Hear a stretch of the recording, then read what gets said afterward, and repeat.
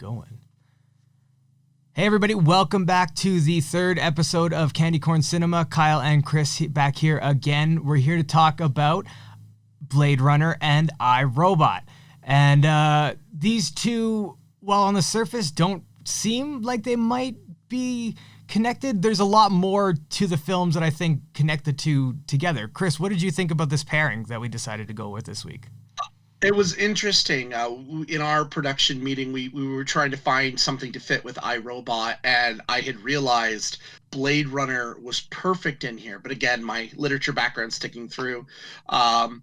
Both are based on novel works. Both are based on similar themes, and are definitely approached it slightly different ways. But I think at the end, they both handle similar issues from different points of view. Yeah, and that's the thing. I picked iRobot as one of the ones that is a generally considered a not great movie, and it's rotten on Rotten Tomatoes, and that I've loved ever since it came out, and I couldn't think of what to pair with it. And when you mentioned Blade Runner, it just fit perfectly, especially with the connection with Asimov and oh my God! Why am I like you picked Philip K. Dick. There we go. That's the one. I'm wearing the T-shirt. Yeah, I know that. Yeah, so I guess we could talk about Blade Runner first. Let's jump into the classic here. Yes. Harrison Ford. Yeah. Okay. So this was the first time I've ever watched this. Normally, I'm really up on movies. Blade Runner is one that I never got to watch. I was always heard that it was a very slow burn. It's very methodical. I'm not very responsive to that. I'm very much like Doug from Up. I'm like squirrel. So I've kind of avoided this film. Yeah. So, finally watching it, it's so amazing, and I get what people have been talking about, a reason why it's listed as, one of the best science fiction movies of all time, if not one of the best movies of all time. Blade Runner, released in 1982, directed by Ridley Scott. And if you're familiar with Ridley Scott's work, that says a lot just right there. Yeah. It's a Ridley Scott film. It's written by Hampton Fancher and David Peoples, based on the novel. Let's see. Do androids dream of mechanical sheep? I thought it was electric sheep. Or electric sheep. Yeah. Sorry, my notes were cut. No worries. Sorry, I was like, it's one of them. It's one. They're close enough. Yeah. So just okay. So I want to touch on the books itself. I have read this. Oh, really? The Andrews. I read what this was based on. And I do really like the comparisons. The characters are a lot alike, but the movie, Ridley Scott definitely takes his own tone and his own take on it into a much darker film noir avenue of it. But Philip K. Dick is one of the most prolific modern science fiction writers of all time. In fact, he died the year this was released, I believe. Oh, wow. In 82. So I'm not sure if he ever got to see it or to know how his work was involved. As fact, the idea of Blade Runner was tossed around for about 20 years. Oh, wow. When he wrote the book in the 60s, I believe, already people were working on this. So this was a development over quite a long time. And Philip K. Dick was highly influenced by Asimov, who we'll get to with iRobot, but is important here because Asimov is considered the father of modern science fiction, if not the father of science fiction. Yeah. And robotics. Robotics is he wrote about a lot of stuff. Ironic from a guy who's just a biochemist. That guy's a science fiction genius. He pioneered the 3 laws, which again we'll get into iRobot, but is kind of the philosophical basis of Asimov's work.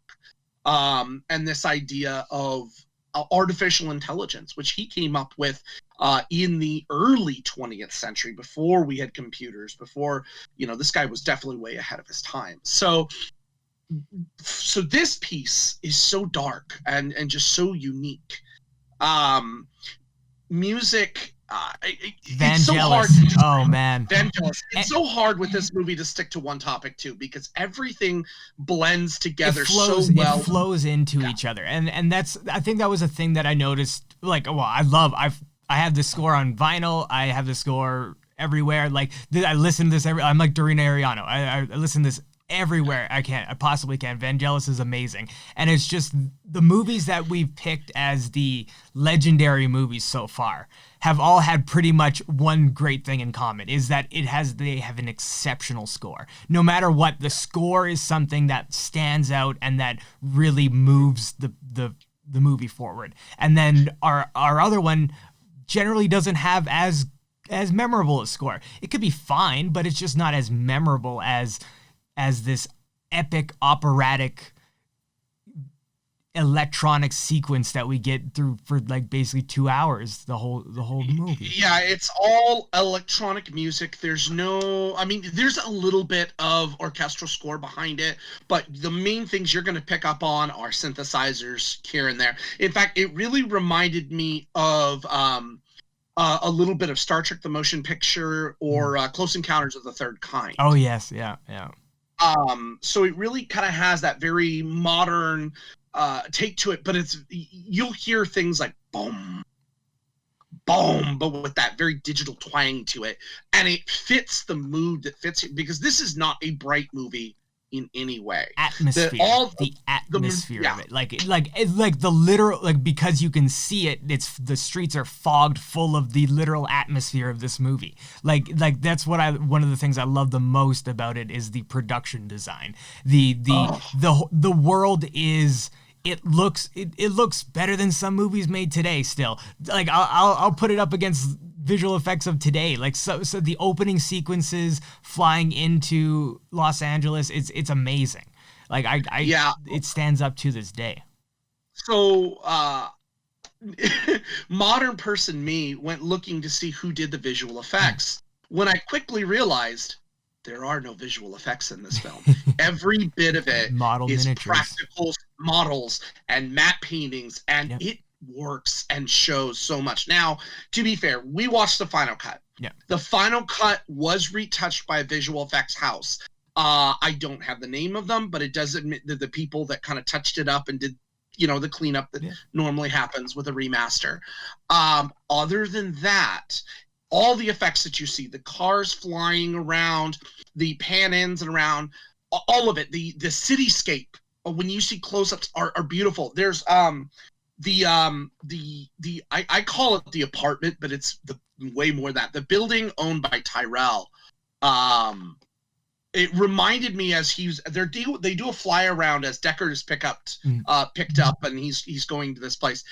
It really looks like if you've ever seen Stargate.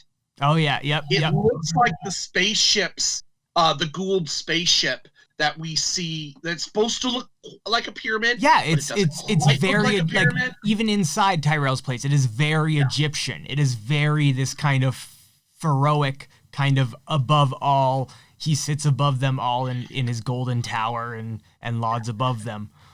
And every bit of those details were hand done in these models as they're flying through, and it's just absolutely astounding when you watch this. And even beyond the models, when you get down into the street level and he's walking through the streets, the details of advertisements and just signage and the pedestrian posts. Like it's something like I always notice when you're walking down the street, it's these posts and they have this yellow and black banded thing with a little light on them, and they're lined across the entire street. Somebody took the time to think, okay, these aren't just going to be regular normal posts. This world is different. This world needs to be filled with these types of things so that it's believable that this exists. Yeah, and this is not a happy world. This by any means is not a happy world. In fact, so it'll be no secret, I'm a huge Star Trek fan. After watching this, I went, holy crap, season 1 of Picard is Blade Runner. I haven't seen Picard yet, so. Yeah, you'll get it later, but there's a darkness to it. Mm-hmm. And this theme with Reploids and Star Trek, it's androids or synthetics. But the point is, it's the same idea that's being presented, but Blade Runner is the first. It is not the first film to handle this, but by far, I think it's the seminal film. Yeah, the pop culture burster one. It's the one that kind of pierced into, that made it kind of mainstream. Yes. So Rotten Tomatoes has this at 90%. which obviously is our criteria here. Which surprises me, actually. I'm going to say after watching this, that is egregiously low. Mm-hmm. To me, that deserves to be way higher because everything in this film works. There is not an element that I could see that I went, no. I have one. Everything. I have one. You do? I have one. There's one that I see what they were doing because it's the 80s, the way they went about the Deckard romance with Rachel is a little assaulty in this day and age. Like it's a little like, but if you think it through, she's a robot that like he's trying to tell her this is what you do when you feel feelings for somebody. You tell me you like me and you kiss me. However, it comes off a little pushy and it's like it's a little uncomfortable, but it's a tiny little thing and it's a product of the time. So it's not really, I can see what they were going for. I don't think it ages very well. But that's pretty much the only thing that like sticks out as, I don't know about that. But other than that, and that's bringing today into it. That's bringing today into it. Yeah, for me, I see that as part of that film noir. You have your detective. I mean, literally, he's a detective. I mean, he is what he is. He's a retired detective. Brought back onto the force. Which is also why he's not a replicant, because like they're not just gonna let a replicant walk away from the job. Like anyway, we'll get into that. Yeah, we'll get into that. But all right, yeah. So I'll tell you, we'll go into our actors here, our characters. Yeah. So Harrison Ford, 1982, fresh off of Indiana Jones, comes in to do this film. Fresh off of Empire Strikes Back, then Raiders of the Lost Ark, then Blade Runner, then he did Return of the Jedi, then he did Temple of Doom. Like, what the fuck?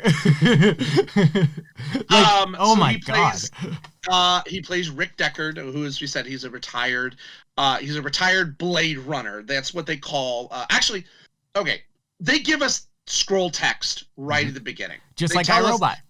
Yeah, everything we need to know, which is just basically to do all the hazardous and dangerous work. Technology was developed called replicants. They're not quite robots. They're biological, but they're designed to live only 4 years so that way they don't get out of hand. And they're basically a slave labor force. However, an uprising by a group of replicants has created laws on Earth that replicants are illegal on Earth. So, in order to hunt them, there are groups of police officers called Blade Runners, and they chase after these replicants to retire them, aka kill them. Kill them. Kill them. But they make a point of saying that too. They don't call it killing them. They call it retiring. It's kind of like we're gonna talk about it on iRobot. A robot can't be convicted for murder because a murder is a human killing another human.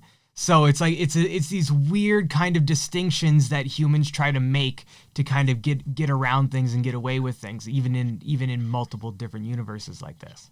So what we find in our plot is that he's brought in, actually, and right after the scroll text we see it. We see a man we know is going to be a replicant. He's being interviewed. He's being interrogated. And he seems very human. His responses seem that way. That's one of the things in this film that I don't always understand. They make a point of saying that replicants respond emotionally in a different way than we do as a human. Now, I can't see what that is. Now, part of that for me, I'm autistic. I don't always understand emotion.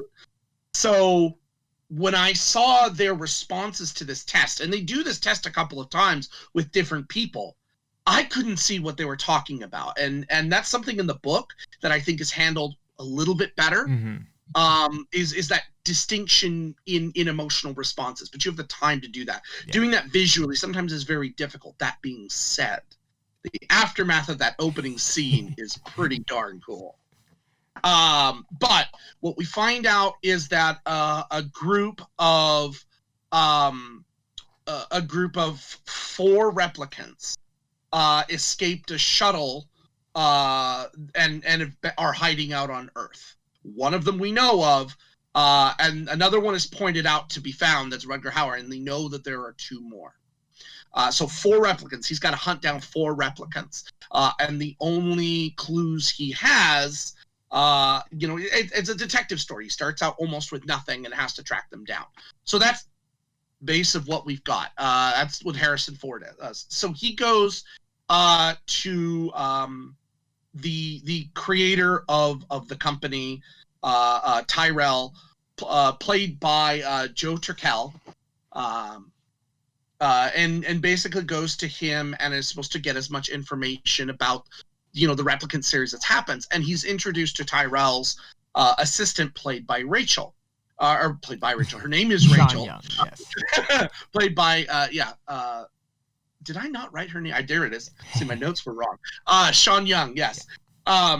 And he interrogates her, and her responses are very different. In fact, he makes a point that usually the interrogation only lasts about 10 questions. Yeah. She apparently, we don't see it. She goes through about 100 questions before Harrison Ford figures out that she is also a replicant. That was a part I didn't understand. I think it's the idea that Tyrell is super rich and powerful. He has a replicant, but replicants are illegal on Earth. So he's the creator of replicants.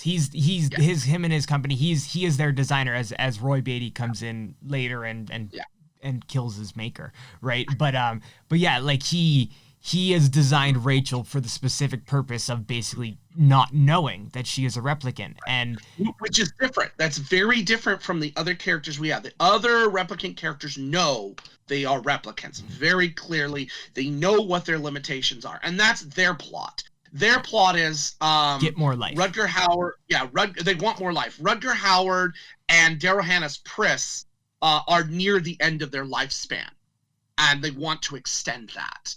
And so that's their plot, their purpose. That's what they're trying to do. They want to live. But yeah, and so this relationship begins between Harrison Ford and Rachel.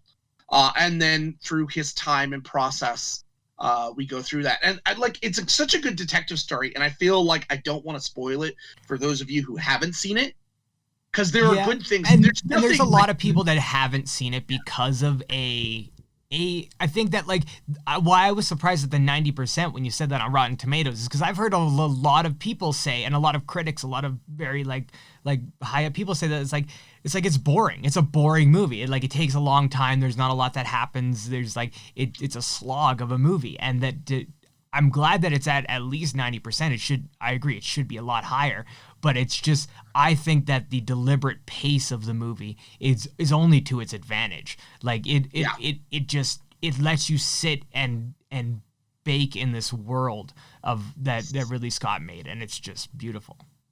So we're introduced. So I'll go through the villains, because I find them to be even more compelling than Deckard. And they're the focus. Their theme is probably the driving point of this film.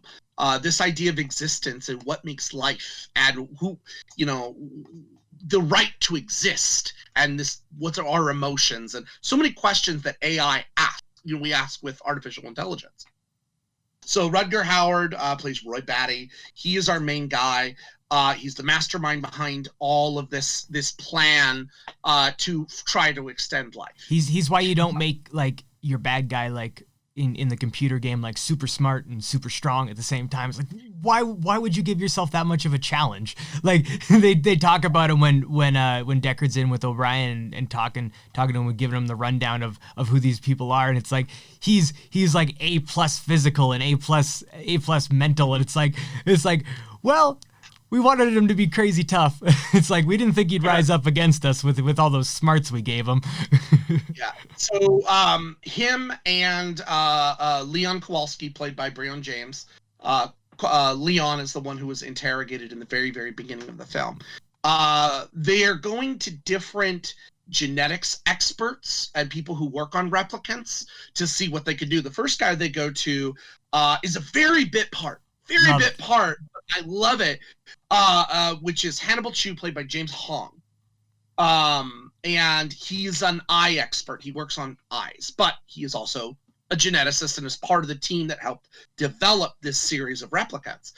They go to him to go, how can we extend life? It doesn't work. So they're like, well, who can help?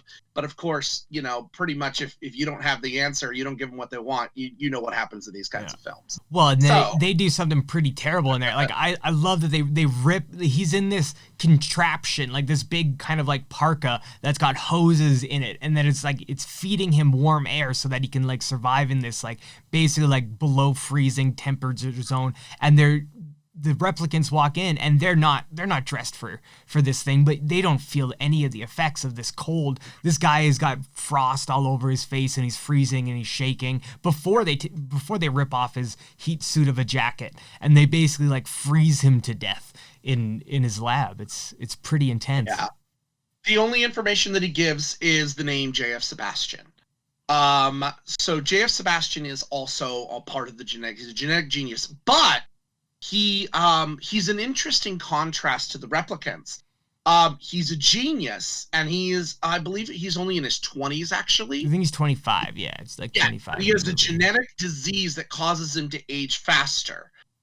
So he doesn't qualify to go off-world like most people want to do. That's another thing, too, is that in this film, it really gives you the sense that Earth is a shithole. Yeah, and they go into that more in the sequel. Yeah, it's a terrible place to be. You want to go off-world, but you have to qualify. He does not qualify.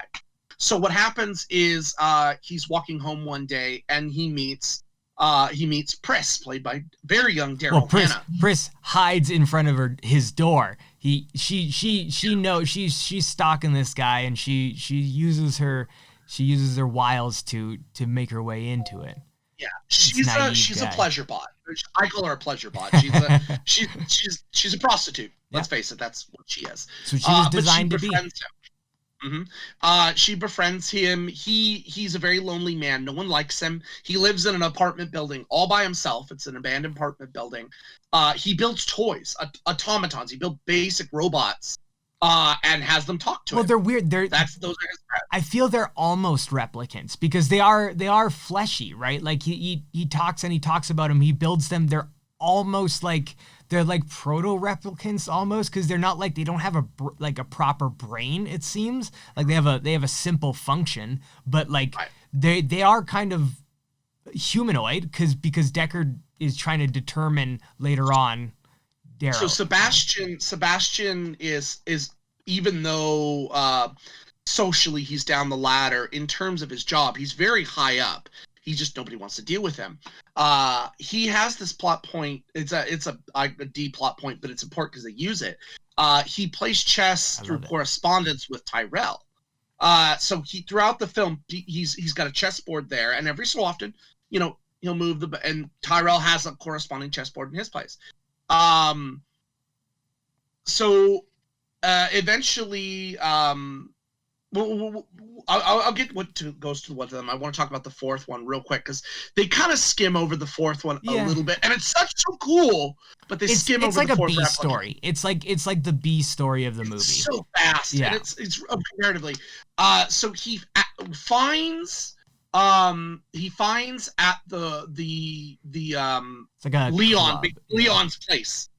They know where Leon's place is, and they find these pictures. And that's when Tyrell tells them about implanting memories. We implant memories. We kind of want them to not realize that was the beginning idea. Yeah. What we find out is that for some of them, he was implanting memories, actually specifically into Rachel, memories of his niece, which were very real, genuine memories. But they're also given pictures that could be real. It could, you don't know, but they're to help reinforce that. In his research, he finds a single snake scale, which he finds out is also a replicant. It's a fake snake. Well, we find out that basically like any real animal is basically like a rich person's thing in this world. Yeah. Even Tyrell that we see later has a fake owl. The owl's eyes glint as replicants' eyes glint in Tyrell's place, and even Tyrell doesn't own real animals. So she's an exotic dancer, and she dances with snakes. That's what a snake specifically. That's what she does. And she has a tough time manhandling that snake when she goes into the dressing room. Yeah. You see, like, the way she's like, okay, funny. like, behave now. He goes to go after her and that's the thing. He doesn't apprehend them. His job is to retire them. Is to kill them. Yes. That is what. Yes. So he goes in and he lies and he says he's with the Bureau of like was acting trade federation, something like that. Ethical subcommittee, something like that. And I love this too because he really went for it. Harrison Ford, he's got that deep. I love the voice he puts on. He changes it up to what I call Han Solo when they first get in the Death Star chamber. We're all fine here. It's okay. Yeah, it's that kind of voice. And he's trying to lie to her, but she figures it out. She gets dressed, and then there's a fight and a chase. She runs through a bunch of glass. Yeah, but she does eventually end up dead. And it's gone. We don't get to know much more about her other than she was one of the four. So. The biggest part of that was the fact that Leon saw that Deckard was the one hunting them, and that gets back to Roy. Basically, that's kind of the whole point of this part of the movie. There's really not a whole lot to it. Basically, they dispatch of those two. Leon gets taken care. Zora gets taken care of by Deckard, and then Leon goes after him, but he's saved actually by Rachel. Rachel, yeah. She goes looking for Deckard because now that the cat is out of the bag, that she's a replicant, she's having this identity crisis, this freak out, and she goes to Deckard's place and. At first, he's kind of blunt, honest with her, and she runs away. But then she finds him again, saves his life, and he takes her back to his apartment, and they have a very the scene we've discussed. Yes, we discussed it. It's like I said, I don't think that it's not really that bad because like once you think about like I said, think about the fact that she's a robot, you're trying to convince her like this is okay, this is what you want, but at the same time. Telling something that this is what you want sounds a little weird, but I don't think it's that bad of a thing. I think it's very interesting because it is from the 80s and it is the way that movies were made back then. Like that was the style. It's like it's not force. Yeah. It wasn't forcing. It was what's the word they used? It's a word they used to like not say that they were forcing themselves on women. Oh shit. I can't remember it. I know it was some bullshit that people would say. But like it was a way to try and like make it feel better. But the film really starts to culminate in the last 30 minutes. It really does a good job of that. Yeah. It starts to tie up. And it becomes a horror movie. I think really does. Roy Batty coming after Deckard is like straight up alien shit. So as you mentioned, Rutger Hauer convinces Sebastian to get him to go see Tyrell, to go see Tyrell. Yeah. So he's feeding him chess moves that he knows will win and beat Tyrell. And normally they don't meet in person. So it's kind of funny. He ends up halfway in the elevator to Tyrell's place, and it doesn't go up any further. So they call Tyrell, finish the game, and Tyrell's like, all right, well, you beat me. All right, come on up. You know? It's like weird. The security system's on a delay. Yeah. But that's what it felt like to me. Like, oh, now you beat me. Yeah. I thought it was the entrance, but yeah, I mean, it might have been they were halfway up the elevator. I didn't realize that. I thought it was like in the elevator. Yeah, I thought it was the entrance to it, but I could be misremembering. So they get up there and Rutger Hauer makes his demands and says, this is what I want. And he says, I can't give it to you. So he crushes his skull. He grabs him a la Game of Thrones, the mountain, and it just and it is a more graphic moment. It really is, but it's done so well that it's not like outright like Game of Thrones did. Yeah, where you saw some things. This does not do that. See a little bit. It's done really well. Yeah. That scene, it freaks out Sebastian. Sebastian runs away, and he goes after him, and it is assumed that he also kills Sebastian. He's nowhere use for him at that point. He kills Sebastian. So here's where we're left. We have 2 replicants left. Deckard finds Sebastian's place. Pris is hiding in there, and Deckard is or not Deckard. Rutger Hauer is also, you know, kind of hiding in the building.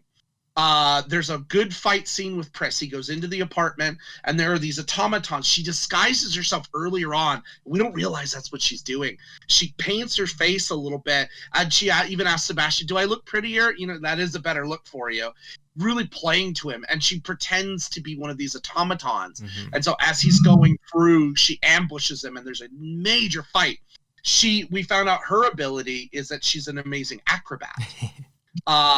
And she does these flips and this very Xenia Onatopp thing where she gets around his neck and tries to beat him. And but he gets off. It's kind of funny. He manages to get her off of him. He's really hurt. He's actually hurt. She did some damage.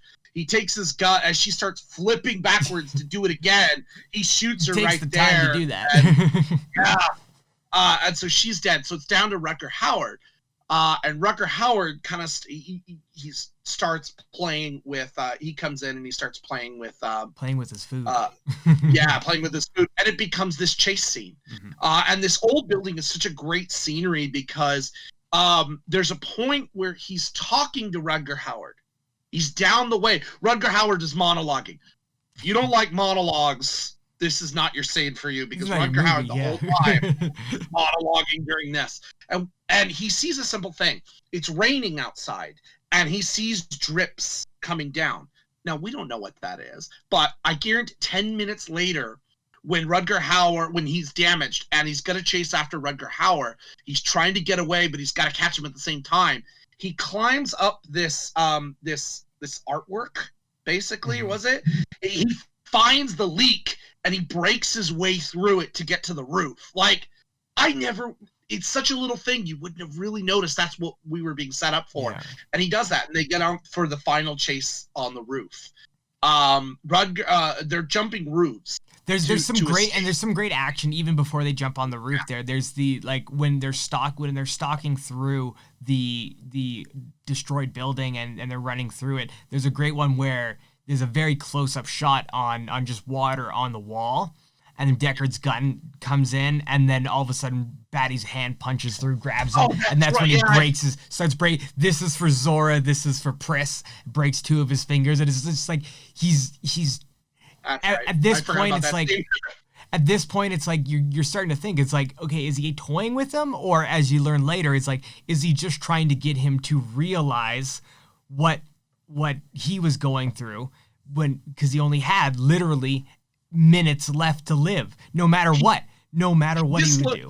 He dislocated. I think what he did too. What happens is he's got his gun. He takes his gun and puts it through a hole, and Rutger Hauer basically grabs him. Stupid move, Harrison Ford. First of all, you idiot. Come on.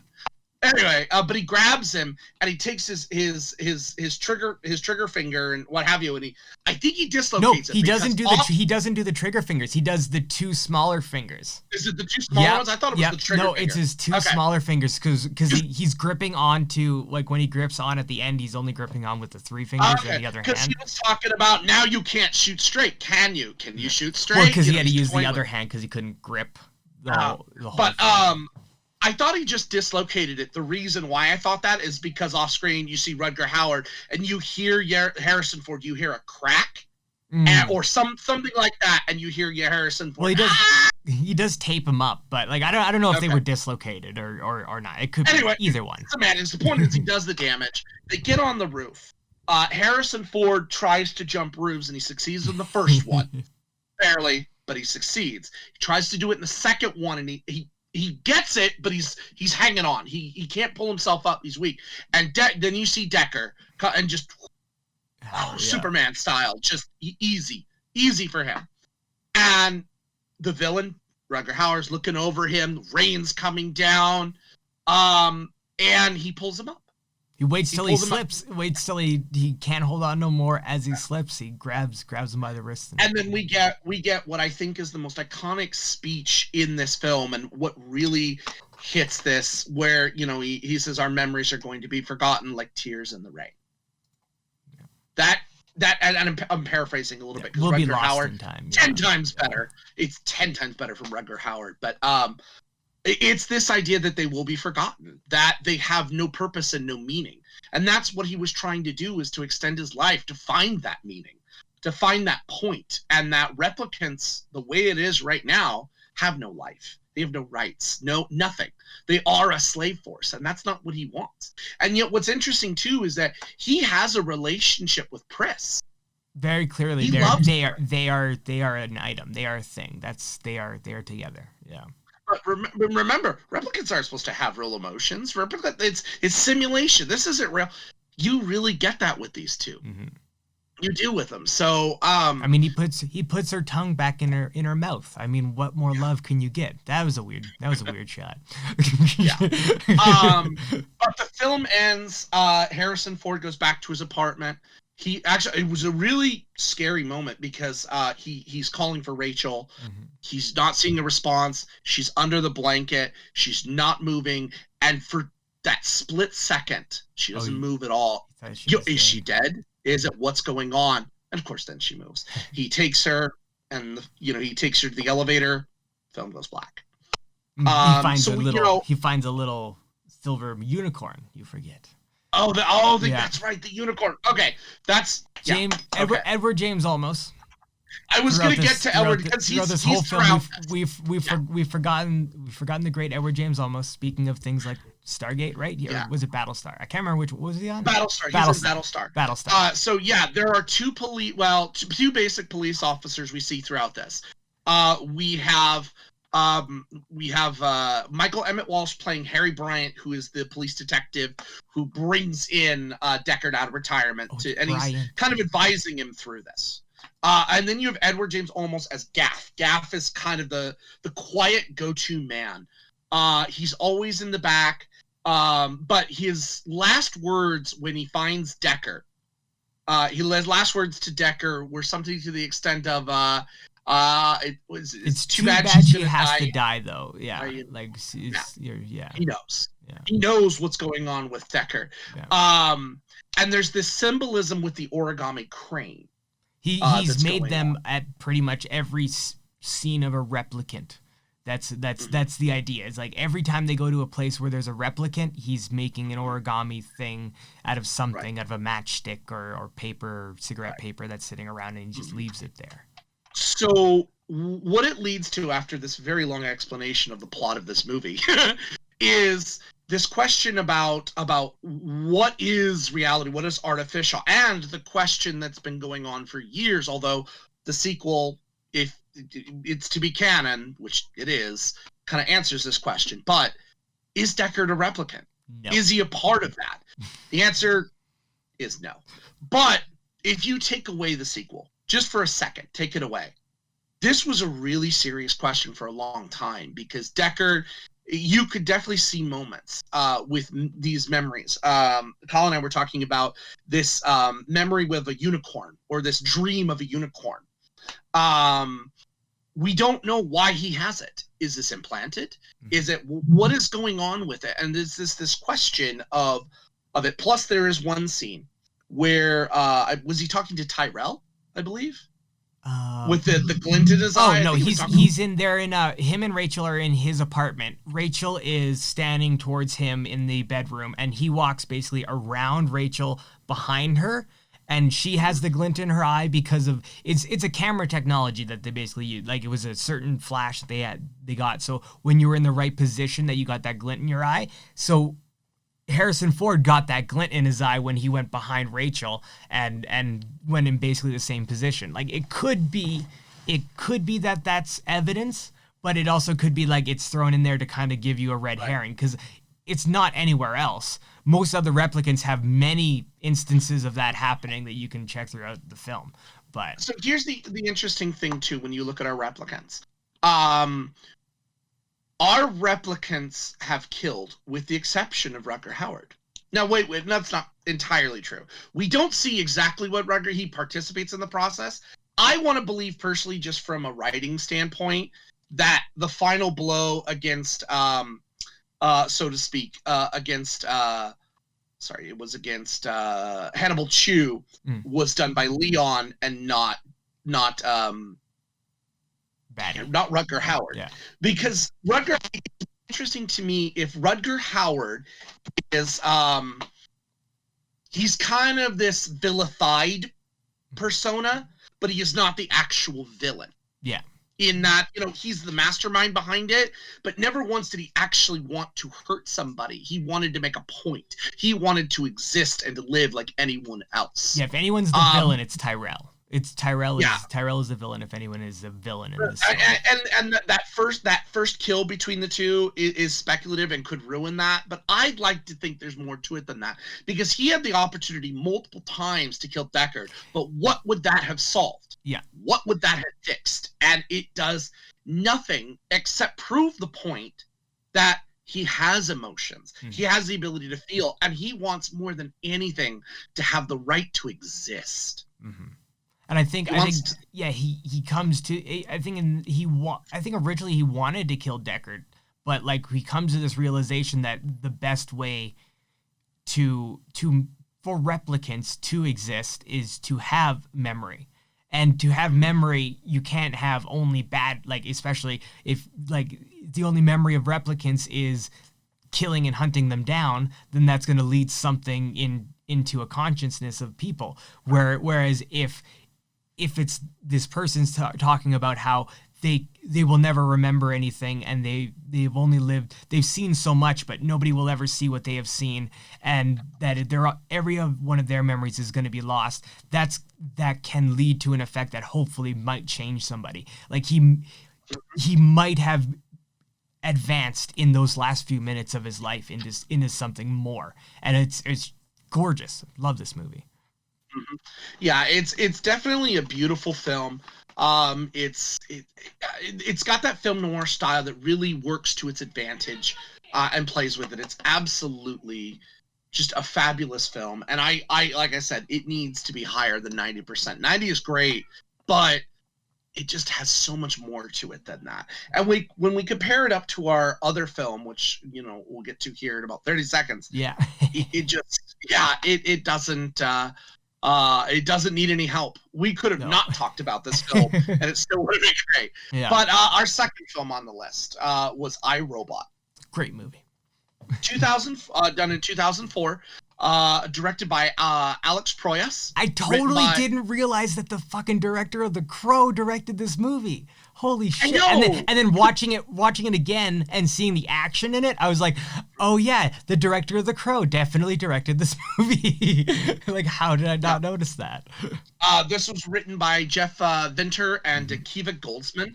Akiva Goldsman got credit for writing because he rewrote a lot of Will Smith's dialogue, from what I've read. That's where he gets the credit from, but there was apparently quite a few other writers on it, and the original script is based off of one of Jeff Vinter's original scripts called Hardwired, and it's kind of the same idea, but apparently it was supposed to be a one-room interrogation drama where this detective interrogates all these potential suspects of the death of the scientist, including the computer Vicky and the robot Sonny and all these other characters that we meet, but in kind of a one-room kind of drama. And I've been hunting that script down. I gotta find that script. So it's based on the work of Isaac Asimov. And to understand the basis of the film, we have to set up what the three laws are. It's absolutely important, because it was the basics of Asimov's robotics thing. And actually, they start the film off like that too. They give us a scroll. This idea of the three rules of robotics has been used in multiple robotics films, even all the way back to, I believe, Metropolis. Oh, really? The silent film Metropolis even deals a little bit in Asimov's work. It's there. Now, whether they're explicitly, I know in terms of robotics, it's pretty hard not to be like, it's pretty hard not to be influenced by Asimov when you're making a robot. Like, it's just... So the three rules, which kind of is the essential plot of this film, the three rules are that a robot must obey a human and cannot harm a human, I believe. Cannot harm a human? Yeah. A robot may not injure a human being or through inaction allow a human being to come to harm. A robot must obey orders given to it by human beings except where such orders would conflict with the first law, and a robot must protect its own existence as long as such protection does not conflict with the first or the second law. Thank you. And that is how the film starts. We get text that tells us these 3 laws. And that's the basics of robotics. And in this world, robots are that they follow those laws. We are introduced to Will Smith. Spooner. Detective Spooner. Spooner, he's a little gritty, but he's Will Smith also. Oh yeah. You could really tell that it's just Will, because there are times that he's quipping that I'm like, Will, come on, just stop. I know it's just you doing your thing, and he gets a little quippy. Those are probably like my least, like, I love, like, they're good quips, but they're probably my least favorite part of the movie because it feels so out of place. Like, it feels so Will Smithy quippy that it feels out of place to me. So I'm a person that is not a fan of Tom Cruise, but I felt like this should have been a Tom Cruise movie. Yeah, it really felt like it was Tom Cruise. Yeah, or just somebody like even if Will Smith was doing it, he played it serious, right? Like if it was just a little more serious and not as jokey. But that's we've been picking movies from 1999 to 2004 so far, and then these movies there's a certain kind of everymanness that they were trying to do at this kind of time, right? This kind of blockbuster, like, okay, everything's got to be really bright, really jokey. Right. We got to have medium close-up shots on every single actor in this movie. We can't have wide shots because why would you ever have a wide shot in this movie? Sorry, we'll get into that later. Yeah. I think there's one big flaw to this movie. I'm sure we'll get down to it. Yeah. I will say for me, it is not the visual effects. Nope. Visual effects were done by Digital Domain and Weta. Both of them came together, and they're beautiful. I love these robots. It's not like the most groundbreaking CG ever, but it's beautiful. The translucency in Sonny's face and the NX5's faces is like, it's amazing. I was watching like different parts of his head move as he talked because it is the like one of the best techno-organic creations I've seen because the tubes and everything, they follow kind of muscle fibers and it looks very organic but is very technologic, and I just love the design. So Will Smith's a little bit retro. He does not like a lot of technology of his time. He likes things that would have been at its time a little bit more modern. So movie was done obviously in 2004. So his references, his clothing, even his CD player, his shoes, they're about 2004 for the time. Product placement, by the way. Oh, so much product placement. It is. Yeah, not the last, not the first. Although I will say the Audi is worthy product placement because that's still a beautiful car. I'm like, Audi. It's a real car too. They've made that car. Yeah, they've made that they made a prototype of that car for the movie. The idea of the car and the freeways and stuff like that is cool. Mm-hmm. And the parking garage, the way they do the parking garage too is really neat. I like that. But my question so there's a point where he goes to the robotics place. Okay, so he's a cop. He gets at work. He gets a phone call from someone, and he's got to go to which is now a crime scene. And it's a professor that apparently he knows, played by James Cromwell. Yeah. It's James Cromwell's hologram. Yeah. Because the body's dead. He's only in the hologram, and he has like 7 lines in this movie, but he's still awesome. He's definitely he's the mysterious sage voice. Yeah. You know, he never says anything straightforward in this film, not at all. No. But he goes there.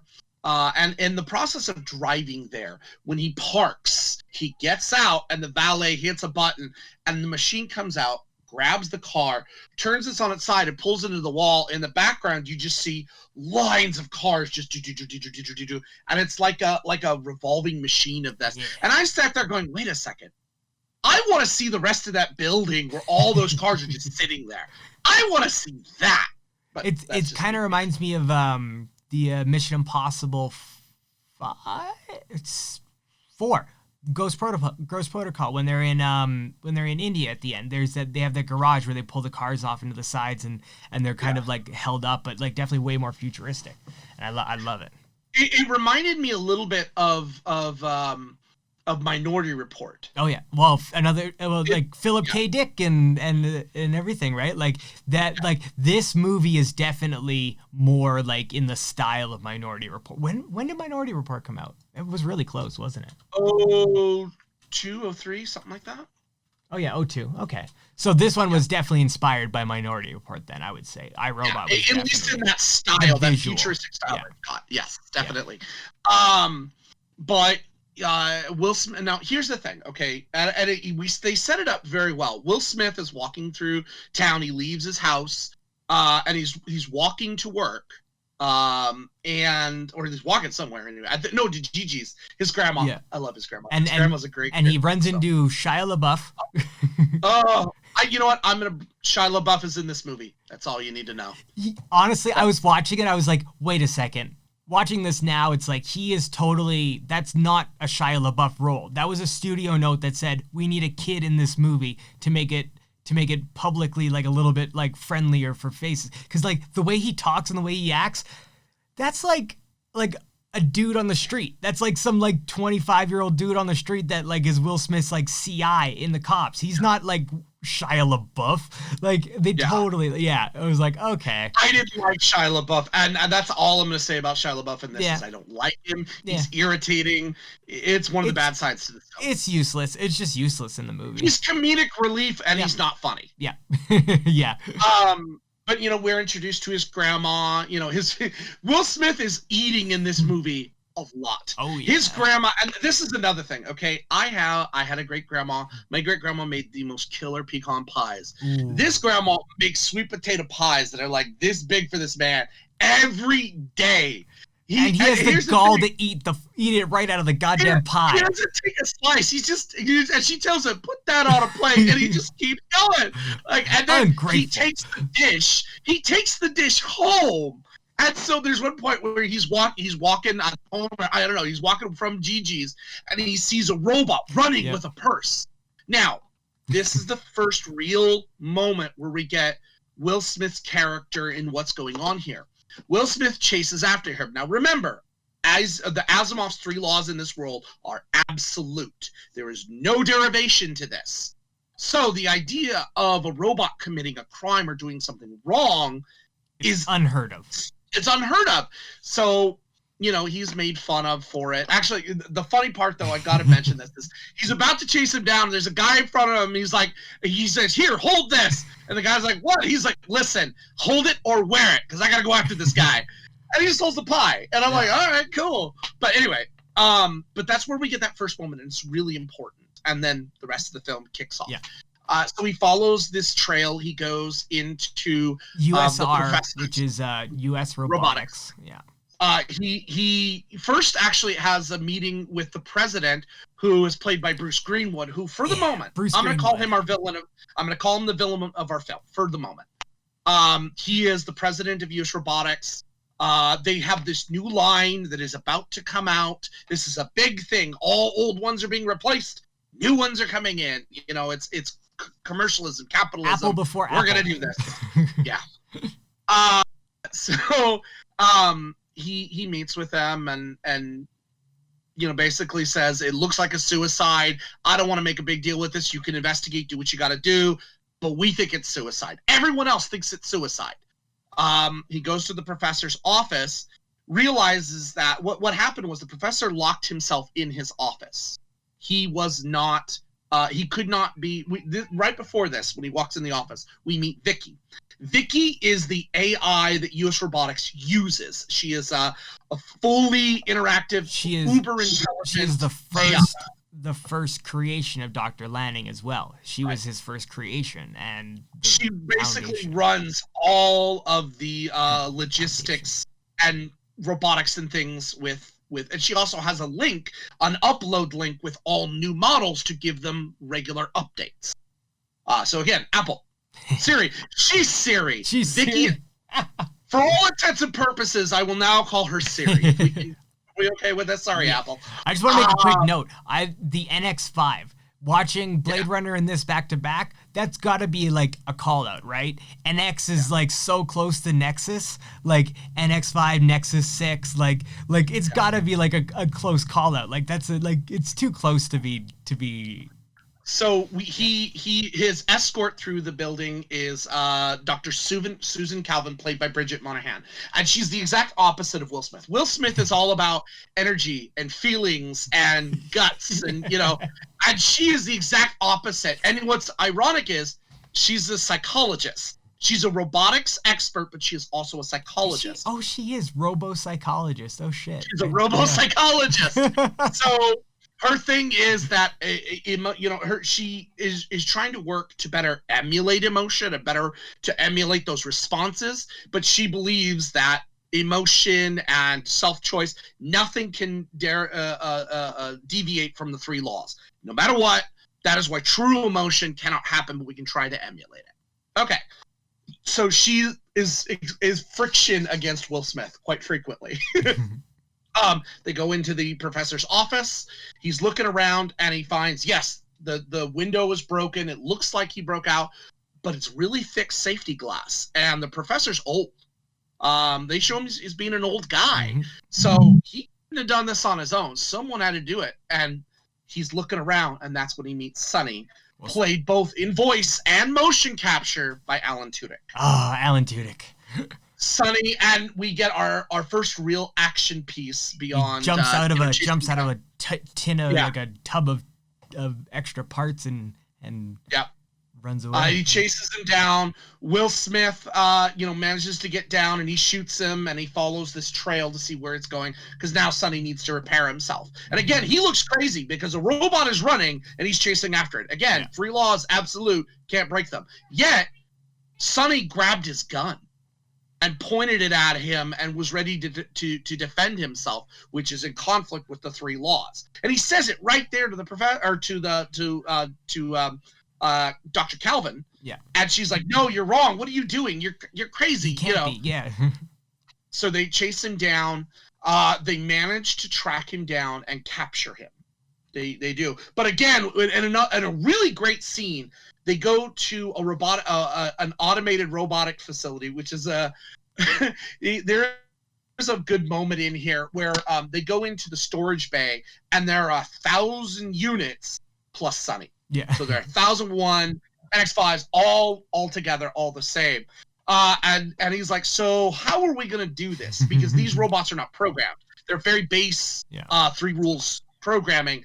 And she says, "Well, we need to bring each of them in and interrogate them and cross-reference them. How long will that take? 3 weeks. 3 weeks. Yeah. You get started on that." And he goes down and he starts shooting them in the head, waiting for one of them to react, because they can't react except for Sonny. Sonny can react, and that's when he figures it out. I think this is the only part where, like, I think the visual effects faltered, was just because it felt like when Will Smith was running through the rows of them, it felt a little copy paste, right? Like, because it's like they can only do so much with what they had at the time. It felt a little copy paste, but other than that, the visual effects in this movie are pretty much like stand out. So we got to keep tally here.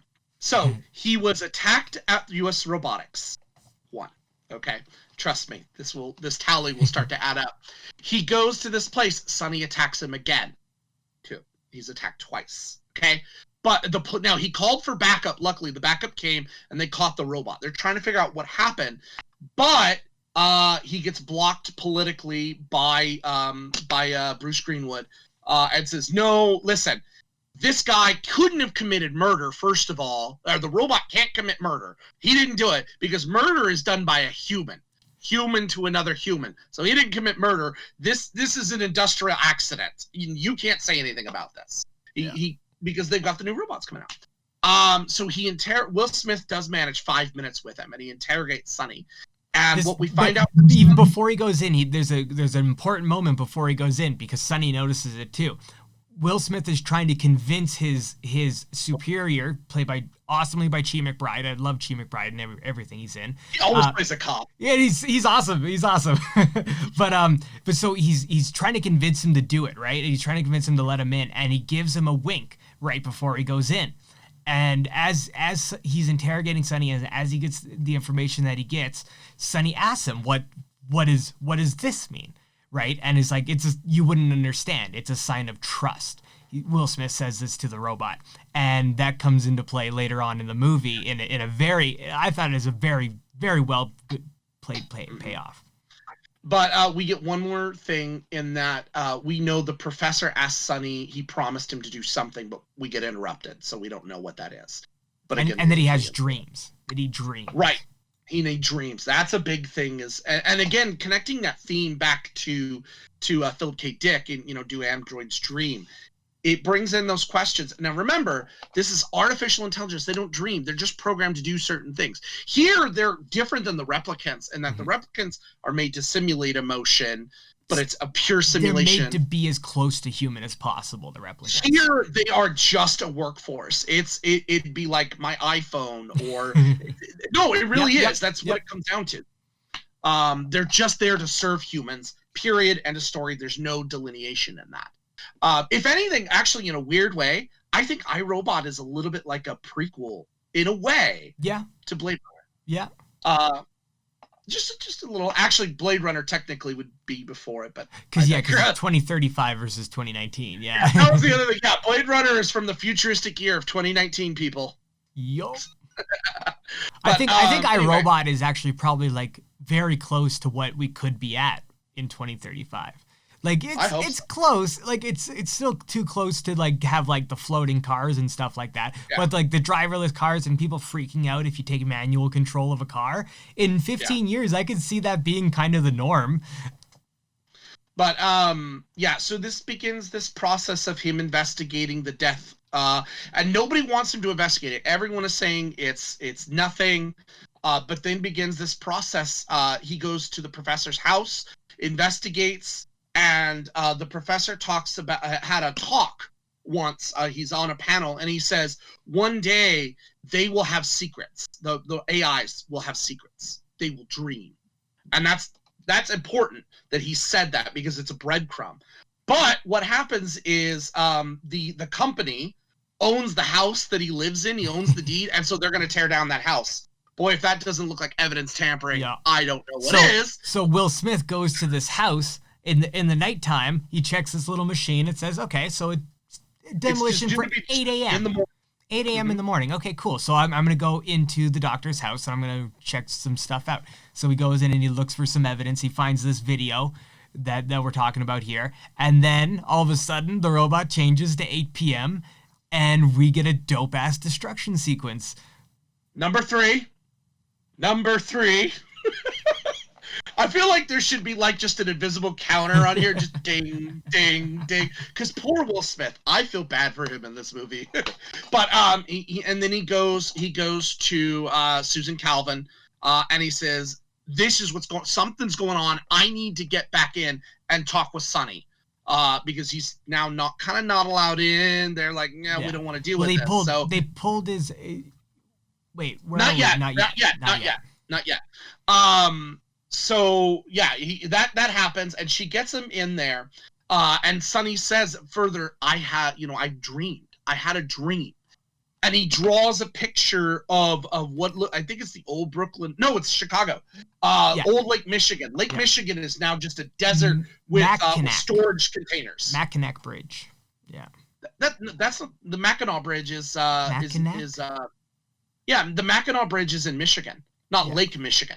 Because this is Chicago. Yeah, well, that's what it says. That's what it says. Robots near the decaying Mackinac Bridge.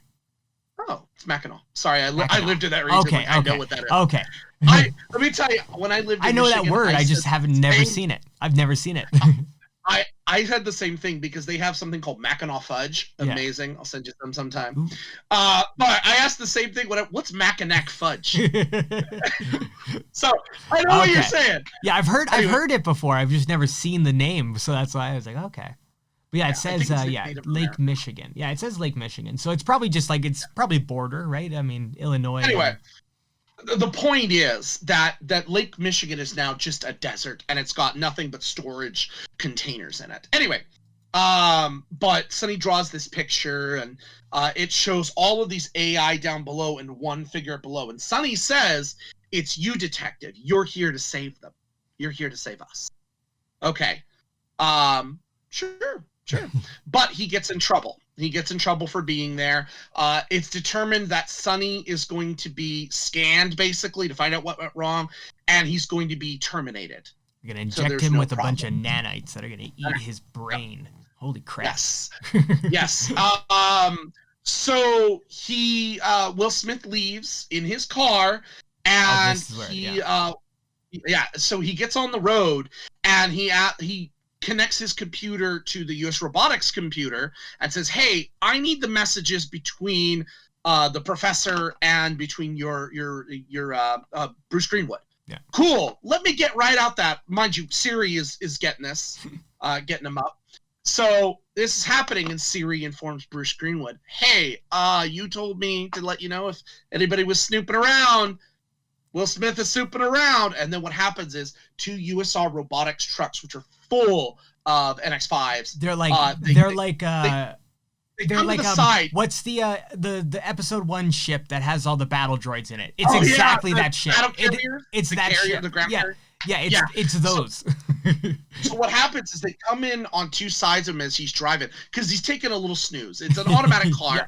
So she asked him, "Would you like to hear some music?" So he's listening to some music while she's sitting there like that. And the really cool, though, real stealthily, real quietly, they come in and they pincer move him. And these things move to block him in like a wall. And they're pretty much exactly the width of the tunnel. And then Will Smith notices, he looks up, and they open up, and there are NX5s just right there, and he goes, "My luck can't be that bad." And one of them lights up and starts attacking him, and he manages to get off, and then more, and there becomes this fight scene in the tunnel. Mm-hmm. So we're up to 4 attacks. 4 times. He crashes. He gets in a fight. He gets past them. He does get past them. He basically destroys one of them, like blows it all up, and then crashes his car. But this is how insidious this is. The company sends cleaning bots out of the tunnel to clean up all the wreckage. And by the time the cops get there, all they see is his car, and the whole rest of the tunnel is cleaned. They cleaned it up that fast. And what happens is, and they make a point, normally you don't drive in manual. Mm-hmm. Normally you drive automatic. Will Smith, when he's pincered and he realizes it, he switches to manual, which he's been warned he probably shouldn't do that. Yeah, because they're driving at 90 to 100 miles an hour. His superior, he's told him, is like, you've been driving too much manual. Like it's showing that you've been driving too much manually. Yeah, and they try to blame him for all of this, for what's going on. And they say, "Go home," and he says, "No," and he says, "You know what? Give me your badge." And he throws it in his face.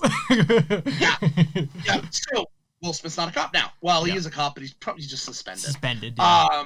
Yeah. So if we've learned anything recently, it's not that easy to fire a cop. Anyway, back to the movie. So it begins the rest of this quest. He and Susan Calvin. He goes to Susan Calvin, tells her what happened. She agrees. Okay, what are we gonna do about it? I think I know where to go check up. And he follows this hologram of the professor that he has. These clues. Mm-hmm. That he's trying to figure out. He was given a Hansel and Gretel book too. At the very beginning, he found the Hansel and Gretel book and basically the breadcrumbs, the idea of breadcrumbs leading him in pieces to this information. So he goes to Lake Michigan, and he sees all these, inside all of these containers are old NX robots. They're being replaced, and through the thing we're seeing that these drop ships that we're talking about, they'll open up, and you hand in your old robot, you get a new one. Mm-hmm. And his Gigi has one now, and Susan has one. She won the lottery. So, she won the lottery. Yeah.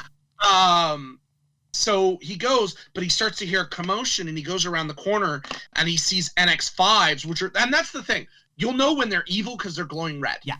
Well, even before that, he walks through them and he sees that basically this is kind of the reveal of the ghost in the machine. The idea that these random bits of code eventually, this is the Westworld idea too, that eventually no matter what it will eventually become sentient and human-like beings. And these robots, they've replaced them. They put them in this shipping containers and stuff. But why do they huddle together? Why wouldn't they just stand apart? They decide to huddle together and they decide to make community in this shipping container area. What's really interesting about this scene is when he goes in, the old robots are being destroyed and they're not defending themselves. No. I love this spot. When Will Smith comes in and gets in the middle of it, the robots that are around him stop and go, run, get out of here, go. They try to protect him in the best way that they can. After that part, when he's running around the corner of it, he's being chased by the NS5s, and then on top of him, a bunch of the NX4s jump out and they yell, human in danger, and they start attacking the NS5s. And I was like, I got like chills when that happened, because it's like, that's awesome. They want to be good. And especially since we haven't talked about it yet, but Will Smith has had a very complicated relationship with these robots. And we're getting to the point where Bridget Moynihan is kind of like sees his scars. And we've had flashes of this so far, but basically now I think it's worth mentioning here that by now we discover from Will Smith in exposition what happened and why he's against robots. By the way, we're up to 5 attacks. Attacks in this film. you can consider it an attack. He definitely feels that way. That's the way he has processed it, and he definitely has a form of post-traumatic stress from the I'm event. not even counting that. What happens? And he tells you're talking about this. Lake Michigan gets it. We're up to 5 events here. But no, what happened was he was responding to a call or from a call or going home. He was just going home. He was just going home. Home? Okay, so he's going home, and what happened was a truck driver he fell asleep. I think. It makes a point. He says the guy wasn't evil. He was tired, and he hits Will Smith and another car. And Will Smith is really cool. He's like, even, with technology the way it is, metal at those speeds is just pliable. And what happens is the cars kind of crunch together and are stuck together. And he makes the point of saying there was a 10-year-old girl in the passenger seat. The driver had died. Her dad, in the impact. Yeah. But what happened is they ended up in the river and were sinking. And an NX4 dove in and pulled him out of the wreckage, but not the girl. And Susan says, 49% chance of survival, and she had 14 or 10. 10%. And he's like, that was somebody's child. A human would have known to save her. 10% was enough. 10% was enough. In the process of that accident, Will Smith was almost killed as well. And what happened was there was irreparable damage to his entire arm and his lung. Yeah. And what happened was that Dr. Lanning, Dr. Lanning did the surgery personally and replaced him with a robotic lung and a robotic arm. So we discovered he's now a cyborg. He's a cyborg. Anyway, but that's why he hates robots. Yeah. That's what's going on and what affected him and why he doesn't like them, because he feels the robot made a mistake. It was supposed to save the girl, not him. I think that's a little bit of survivor's guilt too. Oh yes, it's definitely and I think that it's like no matter what, like it is like I said, like, it's a form of PTSD that he's endured because of the event. After that moment, in Lake Michigan, he gets away. They're going to go back to USR Robotics. They've got to stop this. They've got to stop what's going on. And they think Bruce Greenwood's got to be behind this. We got to stop him. But at the same time, as they're going back, a signal is sent out to all of them, all the new robots, and they all turn red and say, stay indoors. Their job still is to protect the humans, but they will even protect them from themselves by killing them, which is breaking. If anything, it's bending the laws the way they do it. They manipulate it. And he thinks this is Bruce Greenwood. And we get that explained a little later by another character. Yeah.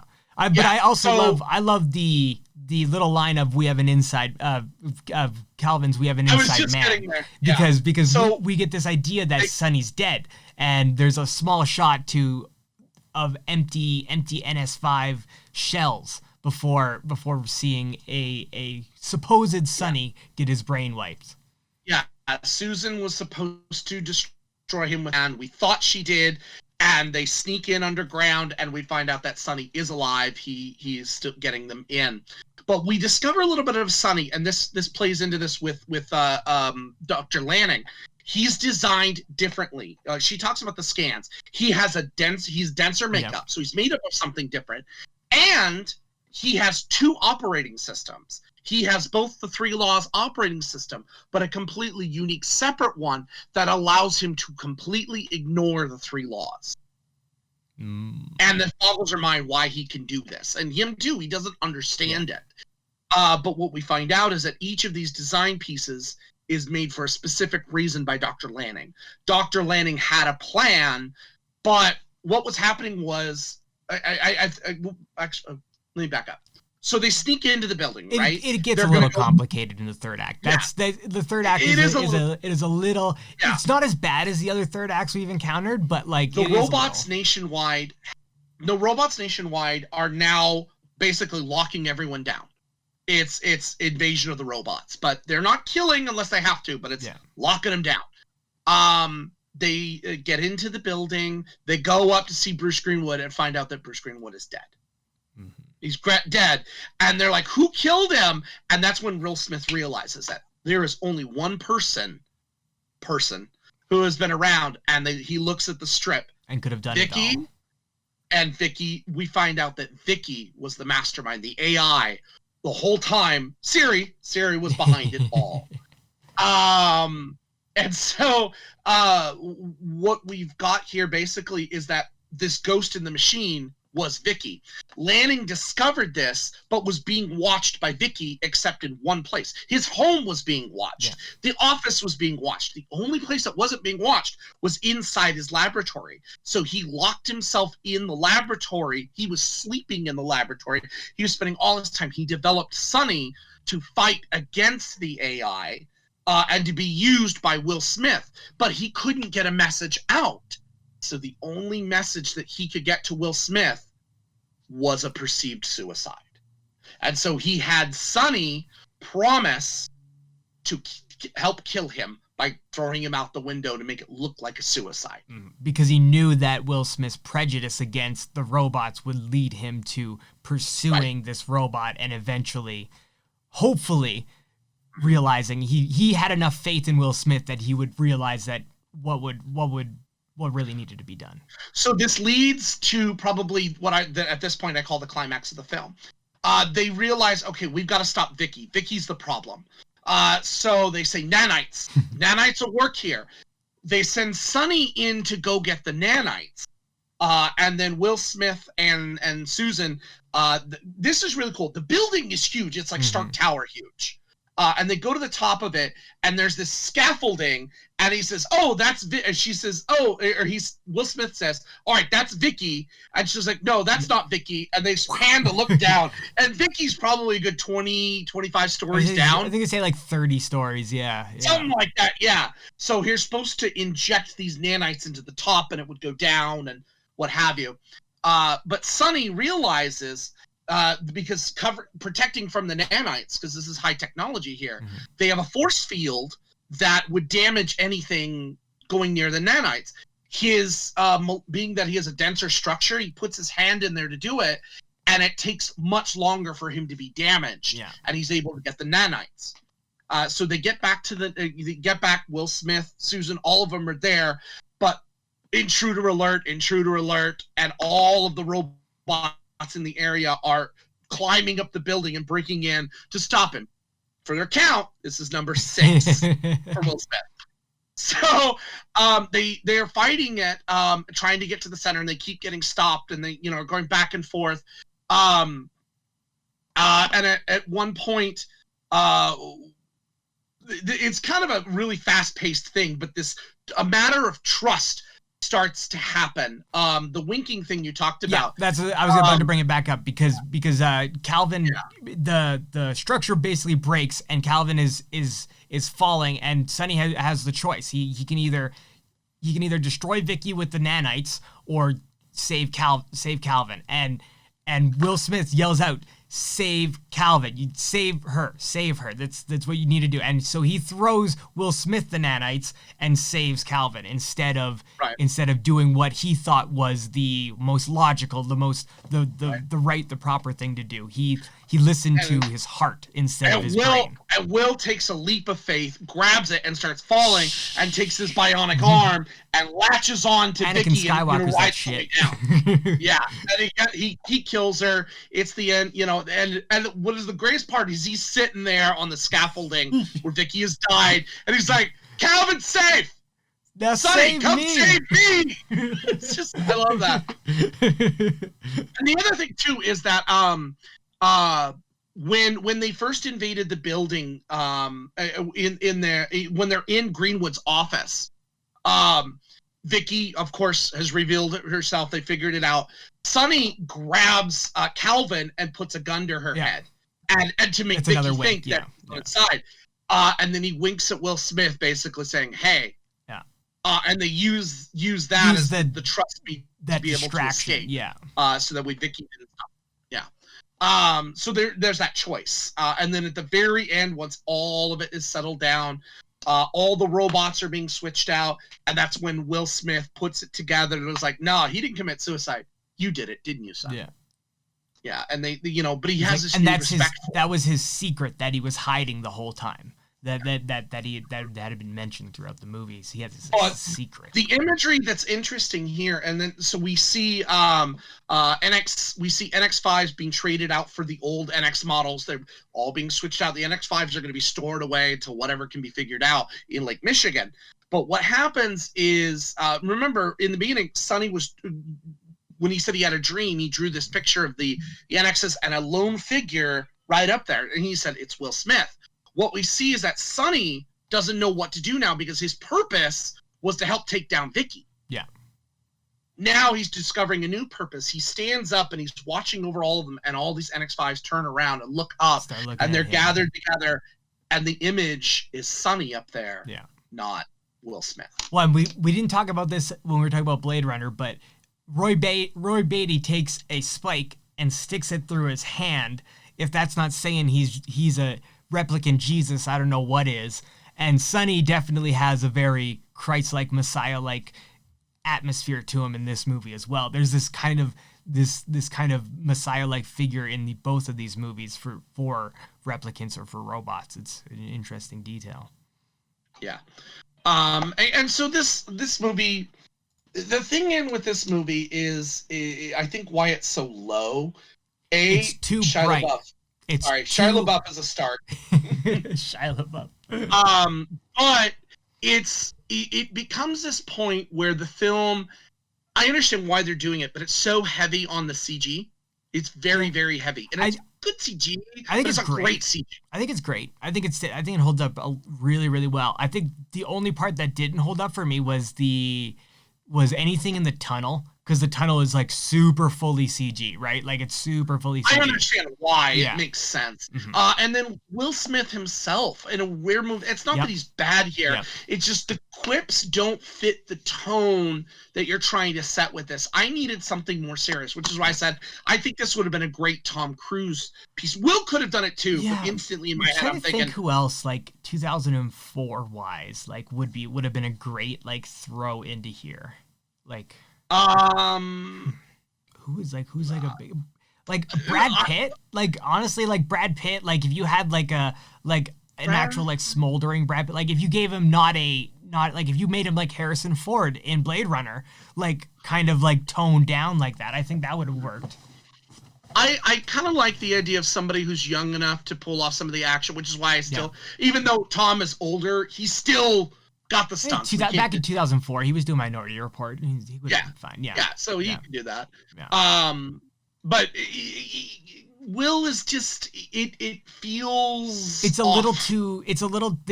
I think they rewrote a little too much for him. And again, this is the times that we were in these early 2000s when we had these big stars who would get onto projects and then have projects rewritten for them. That it's still happening now with like The Rock and Idris Elba and stuff like that with like and Vin Diesel. It's like, how many punches are we allowed to punch each other with, right? Like that's this shit is contracted out in certain things where it's like I feel like it definitely could have serviced from.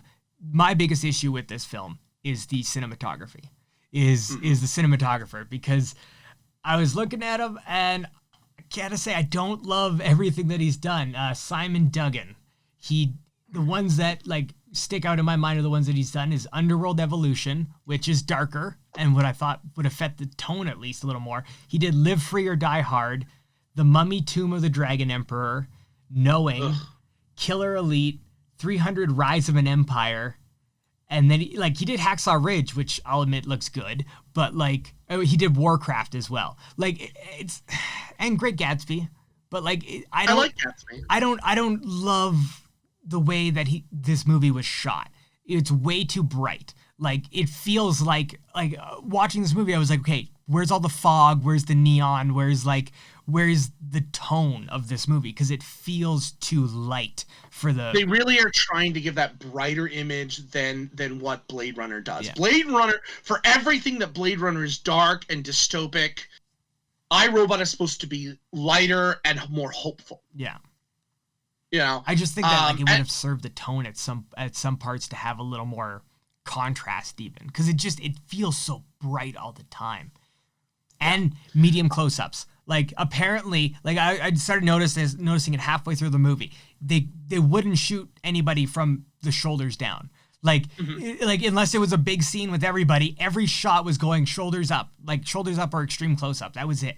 Like there was no sense of real space and like direction. There was a couple times when Proyas got his Dutch angles in there, like in a couple of the police scenes and stuff like that. But like it just feels like it was hindered by by the style. So to I guess to end this, I really want to put our two AIs up against each other. I want to put Rutger Hauer up against Sonny, and I don't mean which is better, or just really both characters are dealing with this theme of existence.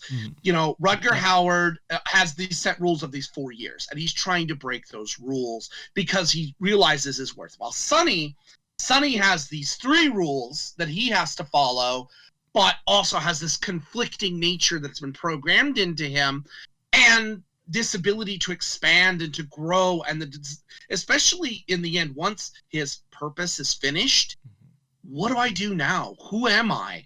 And so I really start to see that growing beyond these limitations that we set with AI with these two. And these are not the only films. Believe me, in a couple of months, we'll approach 2 more AI films that we've talked about, which touch on these subjects again. Yeah. But AI, there's a hint if you don't get my meaning.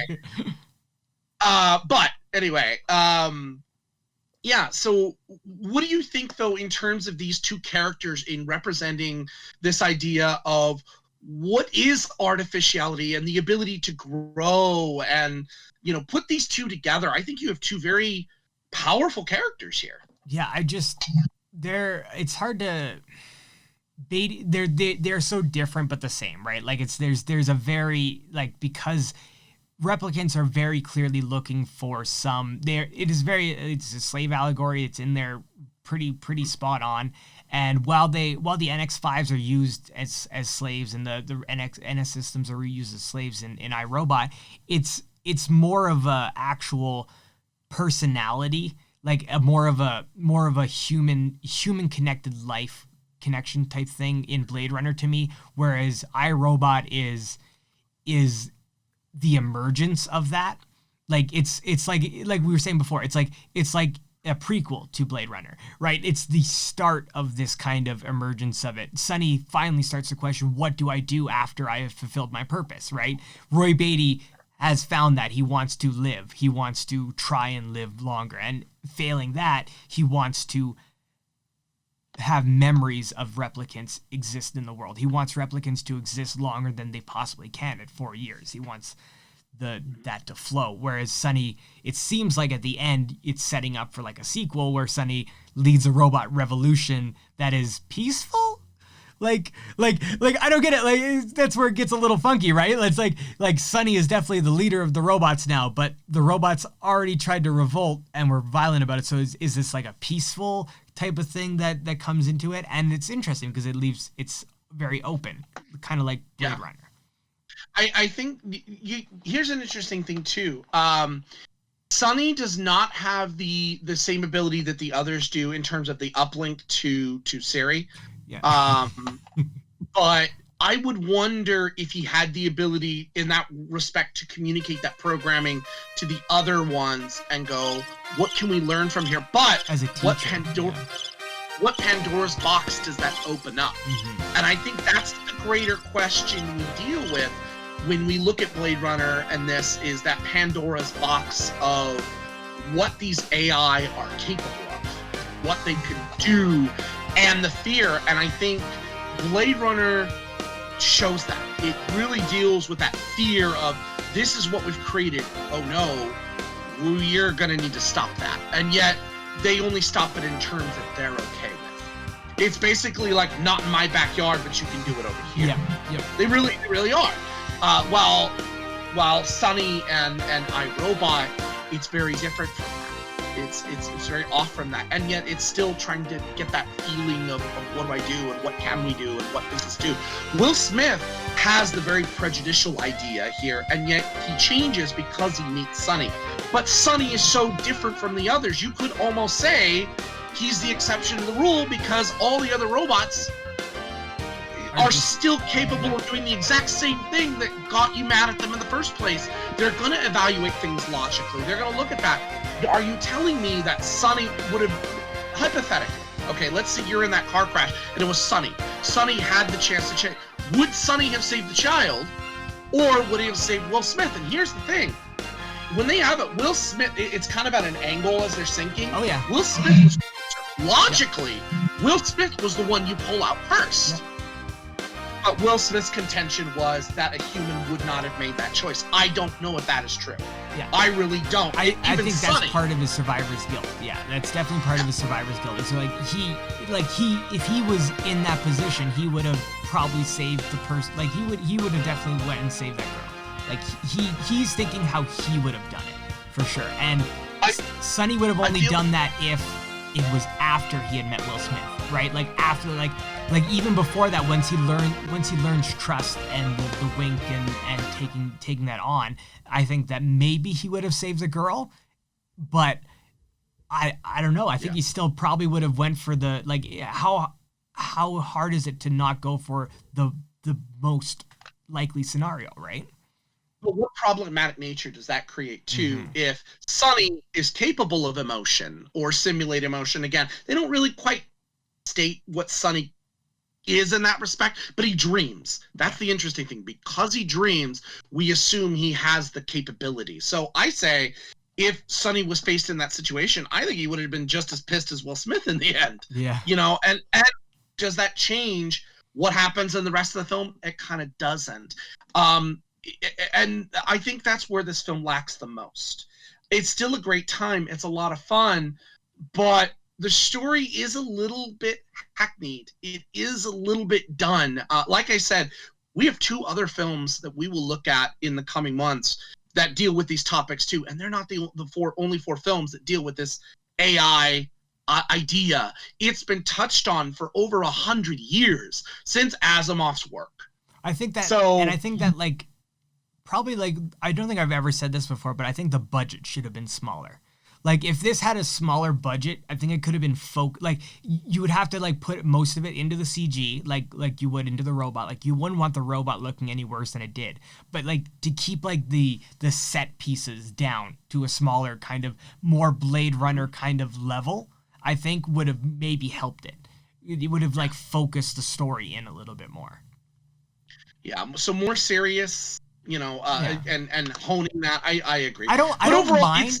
I don't mind a lot of the funny stuff. Like, the funny stuff works in a lot of it, but, like, like you said, with when the robot chases the purse back, right? The woman with asthma makes like a crack at Will Smith, right? It's like, it's funny, but it's I like, couldn't breathe. I kicked your ass. yeah, it's like, it's funny, but it's like it's not necessary. Like, this is like it could be like a more serious moment in here, and like could look a little more. Again, my biggest thing with this movie is probably its looks. Is it's just like, it's too stark, like very white, very shiny, very stark. Not quite as lived in as I would hope. The NX5s look lived in. I understand. I understand what you're saying. I disagree a little bit, because I like the hopeful nature of what. Because here's the thing: the US Robotics isn't an evil corporation like we're used to. It really isn't. Now they want to keep things on like a corporation. You know, you want to put the bad stuff away. I kind of get that for the sake of your business's name. I kind of get that. But I think in general, what the NS5 or NX5 is trying to do. It makes sense. It's the next level of technology. It's trying to help people. And in reality, it's not the business owner that's causing this problem. It's the AI you created. Yeah. So it's not the humans in this case. It's the next evolution of what is in existence. Yeah. So I just felt like it wasn't as full as I would want it. Like Blade Runner is like, it's so full of stuff that signifies what this place is. I just feel like that's what I was missing out of iRobot, where it was like, okay, this looks like Chicago in 2004 still. Like this, like for the most part, it still looks like we're in that kind of era, or that kind of place. Like, it just a little bit more kind of like, just a little more design to it. Like the Avengers, like even so, like when we go into the helicarrier in the Avengers, the way that like it's designed, it doesn't look like pretty much anything else designed on Earth. It looks like maybe spaceships. Like that's as close as you're going to get to it, but like it just has a different feel to it. But it's still a fun film. Oh, yes. It's a good action film. And if you're a Will Smith fan, which I know there are plenty of them out there, you're going to like this. You get what you expect with your Will Smith. If you're an Alan Tudyk fan, because why wouldn't you be? Like, you're going to love this. Yeah. It's definitely out there. No. I don't think it deserves to be a rotten film. I think it has enough in it that it is genuinely a really good film. If not, like I probably wouldn't say great, but I would say really good. I would say it's really good. So next week, I believe we are at your choices. These two were your personal choices. Yes, why don't you tell our viewers a little bit about what's to come? So I figure, why not, if we're talking about movies that people really don't like, why don't we take a reboot and put it with somebody who's famous for rebooting things, but without taking the name of the reboots? So I'm pairing up a Quentin Tarantino movie, the man famous for taking things from every other movie and making his own movie, and what people think is one of the worst team-up movies, one of the worst reboots of a franchise made recently, Joe Carnahan's The A-Team with Inglourious Bastards by Quentin Tarantino. I think that this idea of these groups of disparate individuals coming together to have an action set piece filled fun ride. There's definitely a lot more serious themes in Quentin Tarantino's ones, what with Nazis and all, but The A-Team, I think, is a great reboot of the original franchise. I think that like it set it in the modern era so well. And before Liam Neeson was an action star, this was pretty much one of his first action roles before he started breaking out into things like Taken and stuff like that. It's like and Bradley Cooper, before Bradley Cooper became a big thing. This is one of his kind of it didn't break him out, but like it was supposed to be a breakout role for him in the action genre. And I think that it's been very highly overlooked. Do you have any thoughts on these movies? Okay, so Inglourious Bastards I've seen once. I have to rewatch it. A-Team, I heard it was bad, but I had never watched it. See, it's like the flip. I heard Blade Runner was good, but I had never watched it. I just realized too that you're talking about Liam Neeson, and just a sneak peek, we will have 2 weeks in a row of that's right, bad Liam Neeson films. Yes. So I'll let you guess in the second week. We'll talk about it next week at the end of what we're going to, but we will also be looking at the week after another quote bad Liam Neeson and it's film. in the same kind of vein as like taking like a bunch of old ideas and putting it into new stuff. Both of those movies for the next week after that, but I think it should be fun. So I can't wait to see what you think of the A-Team. Do you have any history with it at all? Like, have you ever watched the TV show? So I did see the reruns. I mean, of course, Mr. T, pity the fool, you know. Yeah. Yeah, you know, and then actually the only other exposure I have is Family Guy when they tried to cosplay as the A-Team. So that is, and I have seen A-Team once, and I didn't watch it again because I was like, why? These were your choices. Yeah. I've made a lot of input. This was your baby. So next week, I'm letting you lead it, and I'm just gonna follow. Sounds good. Well, thank you very much, everybody, for joining us for the 3rd episode of Candy Corn Cinema. We hope you enjoyed it, and I hope you guys join us for the next one when we talk A-Team and Inglourious Basterds. Thanks, Chris. We'll see you next week. Thanks. And we are clear.